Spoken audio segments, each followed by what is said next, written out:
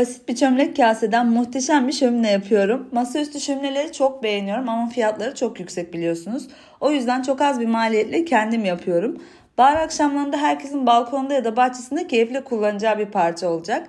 İlk olarak kaseyi boyadım ve sonra taş efekli sprey boya sıktım. Dekoratif beyaz taşlarla içini doldurdum. Tam ortasına metal bir kutu koyuyoruz. Ben bildiğimiz konserve kutularını boyayıp kullandım. Sonra metal kutunun içine şömine yakıtı döküp yakıyoruz. Görüntüsü çok hoşuma gitti. Çok az bir maliyetle çok şık bir masaüstü şöminesi yapmış oldum.